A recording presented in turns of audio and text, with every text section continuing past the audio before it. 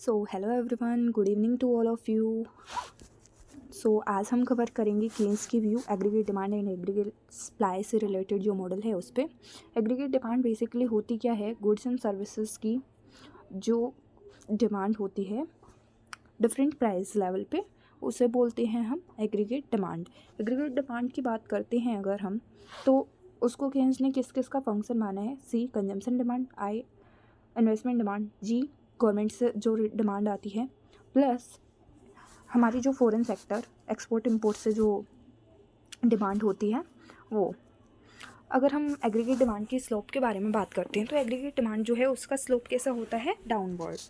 Basically जो aggregate demand का जो कर्व होता है उसका स्लोप ऐसा होता है, जो ये बताता है कि प्राइस के चेंज होने से कैसी जो हमारी एग्रीगेट डिमांड है वो चेंज होती है। ठीक है, फिर उन्होंने बताया कि क्या कारण है कि एग्रीगेट डिमांड जो है उसका कर्व जो है डाउनवर्ड शिफ्ट है। पहला उन्होंने बताया real balance effect. Real balance effect की अगर हम बात करते हैं तो ये बताता है कि कैसे हमारी जो प्राइजेज़ है उसके चेंज होने से हमारी जो मनी वैल्यू है वो चेंज होती है। जैसे हमारे प्राइजेज़ हैं वो ज़्यादा हो जाते हैं, तो प्राइजेज़ ज़्यादा हो जाने से क्या होगा, हमारी जो परचेजिंग पावर ऑफ मनी है वो क्या हो जाएगी, डिक्रीज़ हो जाएगी। जैसे ही प्राइजेज़ कम है तो हमारी परचेजिंग पावर ऑफ मनी क्या होगी, इंक्रीज़ होगी। फिर जो सेकंड उन्होंने बताया रेट ऑफ इंटरेस्ट का जो है अफेक्ट। रेट ऑफ इंटरेस्ट जब ज़्यादा होता है तो क्या होगा, इन्वेस्टमेंट कम होगी। इन्वेस्टमेंट कम होगी तो क्या होगा, हमारी जो आउटपुट है वो कम होगी, और आउटपुट कम होगी तो वही बात है कि अनएम्प्लॉयमेंट होगी, मतलब एम्प्लॉयमेंट उतने लोगों को मिलेगी नहीं, तो इनकम कम होगी, तो क्वांटिटी डिमांडेड अपने आप ही जो है कम हो जाएगी। ठीक है, फिर बात करते हैं एग्रीगेट सप्लाई कर्व की। एग्रीगेट सप्लाई कर्व की बात करें अगर, तो डिफरेंट जो प्राइस लेवल हैं उनके ऊपर जो है प्रोड्यूसर कितना जो है अपना जो प्रोडक्ट है वो सेल करना चाहता है, उसे बोलते हैं एग्रीगेट सप्लाई। अगर एग्रीगेट सप्लाई के बारे में बात करें तो क्लासिकल जो है वो मानते हैं कि जो हमारा एग्रीगेट सप्लाई कर्व है वो क्या होता है, इनइलास्टिक होता है। जस्ट बिकॉज उन्होंने जो अजम्पशन ली है, फुल एम्प्लॉयमेंट हमेशा ही जो एक इकोनॉमी होती है उसमें एग्जिस्ट करता है, तो क्या है एक सर्टेन लेवल ऑफ जो आउटपुट है वो हमें देखने को मिलता है हमेशा ही। फिर हम बात करते हैं केन्स की, तो केन्स ने क्या बोला है कि एग्रीगेट जो सप्लाई कर्व है ना वो डिमांड के साथ ही जो है बढ़ता है। जैसे जैसे उसकी किसी भी चीज़ की डिमांड बढ़ेगी तो एग्रीगेट सप्लाई बढ़ेगी, लेकिन जब हम फुल एम्प्लॉयमेंट लेवल पे पहुंच जाएंगे तो क्या होगा, हमारी जो एग्रीगेट सप्लाई है वो क्या हो जाएगी, इनइलास्टिक हो जाएगी। सेम ये चीज़ हमें डायग्राम में देखने को मिलती है। जैसे जैसे हमारी जो एग्रीगेट डिमांड है वो बढ़ती जा रही है तो हमारी एग्रीगेट सप्लाई भी बढ़ती जा रही है, लेकिन एक लेवल जो हमारा फुल एम्प्लॉयमेंट पॉइंट है उसके बाद क्या है, हमारी जो एग्रीगेट सप्लाई है वो क्या हो जाती है, फ्लैट। ठीक है, फिर बात करते हैं मनी डिमांड की। मनी डिमांड की बात करते हैं अगर, तो हमारी जो केन्स है उन्होंने बोला था कि हम जो मनी डिमांड करते हैं वो 3 पर्पज़ के लिए करते हैं, ट्रांजेक्शन के लिए, स्पेकुलेटिव के लिए एंड प्रिकॉशनरी के लिए। ट्रांजेक्शन के लिए जो बेसिकली हमारा जो सी प्लस जो हमारा प्रिकॉशन वो उस वाला जो हमारा गवर्नमेंट एक्सपेंडिचर होता है उसमें ट्रांजेक्शन वाला आता है मेनली, तो वो किस पे डिपेंड करता है, हमारा करंट लेवल डिस्पोजेबल इनकम। और जो हमारा स्पेकुलेटिव मोटिव है उसमें इन्वेस्टमेंट से रिलेटेड जो भी हम मनी डिमांड करते हैं वो आती है, जो हमारी डिपेंड करती है रेट ऑफ इंटरेस्ट पे। प्रिकॉशनरी मोटिव्स में क्या होता है, जो हम किसी इमरजेंसी सिचुएशन के लिए कुछ मनी होल्ड करके रखना चाहते हैं, वो होती है हमारी प्रिकॉशनरी मनी डिमांड, जो कि डिपेंड करेगी हमारी मनी जो हमारे करंट लेवल ऑफ इनकम यानी डिस्पोजेबल इनकम हमारे पास है। इसके बाद डिफरेंट इकोनॉमिस्ट आए, उन्होंने बोला कि जो इनकम है वो रिलेटिव इनकम है, जो कि बताया था ड्यूशनबेरी ने कि मतलब वो एक जो व्यक्ति होता है उसका रिलेटिवली अपनी सोसाइटी में क्या स्टेटस है, ये चीज़ हमेशा उसके फोकस में रहती है। तो रिलेटिव जो है कंपैरिजन हमेशा हमें देखने को मिलता है। इन्होंने साथ में 2 वाले इफेक्ट भी बताए थे, रचेट इफेक्ट एंड डोमेंस्ट्रेशन इफेक्ट। डोमेंस्ट्रेशन इफेक्ट में क्या होता है, बेसिकली डोमेंस्ट्रेशन इफेक्ट में जो व्यक्ति है दूसरे को इमिटेट करने की कोशिश करता है, और रचेट इफेक्ट में ये होता है कि अगर एक बार इनकम बढ़ गई, आपका कंजम्पशन लेवल बढ़ गया, तो वापस अगर आप उसी इनकम लेवल पर भी आ जाओगे तो अपना जो कंजम्पशन है पहले के लेवल पे नहीं लेके जा पाओगे।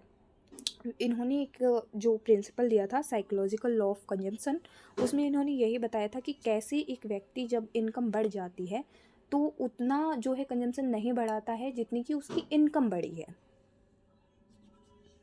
फिर बात करते हैं हमारी जो मोडिग्लानी हैं, उन्होंने बताया था कि लाइफ टाइम में वो जितनी इनकम एक्सपेक्ट कर रहे हैं उसके अकॉर्डिंग जो है वो कंजम्पशन करते हैं, या फिर उसके अकॉर्डिंग जो है मनी डिमांड रहती है उनकी।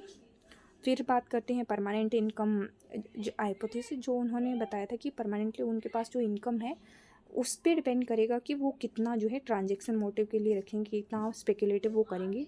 एक और जो इन्होंने कॉन्सेप्ट दिया था वो दिया था लिक्विडिटी ट्रैप का। लिक्विडिटी ट्रैप में बेसिकली वो क्या बात करते हैं कि एक lowest level of interest rate है जो कि हमारी डिप्रेशन की जो सिचुएशन होती है उसमें हमें देखने को मिलता है। इस level of rate of interest पे अगर हम मनी सप्लाई को इंक्रीज़ भी करेंगे तो क्या होगा कि जैसे ही हम उस लोवेस्ट लेवल ऑफ इंटरेस्ट पे पहुंचते हैं तो हम अगर मनी सप्लाई को भी इंक्रीज़ कर देंगे तो हमारा रेट ऑफ इंटरेस्ट उससे ज़्यादा नीचे नहीं जा सकता। डिप्रेशन के सिचुएशन में क्या होता है कि जो लोएस्ट रेट ऑफ इंटरेस्ट है उस पर भी जो प्राइवेट इन्वेस्टमेंट है हमें देखने को नहीं मिलती है।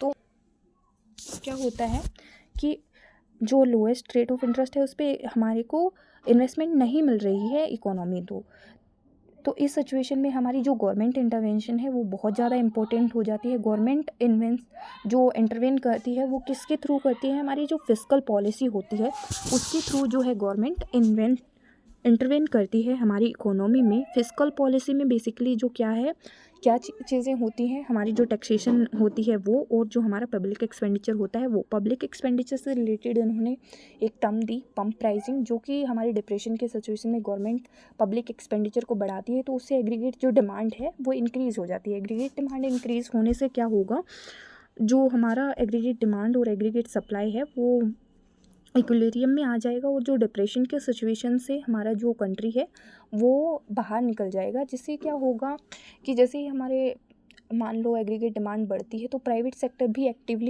आएगा हमारी जो इकोनॉमी है उसमें, और जो प्रोडक्शन से रिलेटेड एक्टिविटीज़ हैं वो फिर से प्राइवेट सेक्टर में भी ग्रो करने लग जाएंगी। फिर इन्होंने एक जो कॉन्सेप्ट दिया वो दिया था हमारा कंजम्पशन फंक्शन से रिलेटेड, जो कि हम देखेंगे कंजम्पशन फंक्शन और मल्टीप्लायर जो चैप्टर है उसके अंदर, कि कैसे हमारे जो रेट ऑफ इंटरेस्ट है उसमें चेंज होने से हमारी इन्वेस्टमेंट चेंज होती है, और इन्वेस्टमेंट में चेंज होने से कैसे हमारी जो इनकम है वो चेंज होती है। इन्वेस्टमेंट में चेंज होने से बेसिकली कैसे हमारी इनकम चेंज होती है वही बताता है हमारा मल्टीप्लायर का कॉन्सेप्ट। और इन्होंने कुछ और भी कॉन्सेप्ट दिए थे जैसे कि मार्जिनल एफिशिएंसी ऑफ कैपिटल है। Marginal efficiency of the capital में क्या बताते हैं कि जो हमारे फ्यूचर में एक्सपेक्टेड है प्रॉफिट से रिलेटेड, अगर हमें ऐसा है कि फ्यूचर में हमें प्रॉफिट्स मिलने वाले हैं किसी चीज़ से तो हम वहाँ पर इन्वेस्टमेंट करना पसंद करते हैं। अगर प्रॉफिट की चांसेस नहीं हैं तो हम वहाँ पर जो है कैपिटल नहीं लगाएंगे। तो इस तरह से कुछ कंसेप्ट्स इन्होंने दिए थे जो हम मल्टीप्लायर और जो हमारा एक्सेलरेटर है इन्वेस्टमेंट से रिलेटेड जो थ्योरी है वो देखेंगे हम नेक्स्ट क्लास में। So thank you so much for attending this lecture. अगर आपको वीडियो पसंद आए तो प्लीज़ लाइक करिएगा और शेयर कीजिएगा। Thank you so much.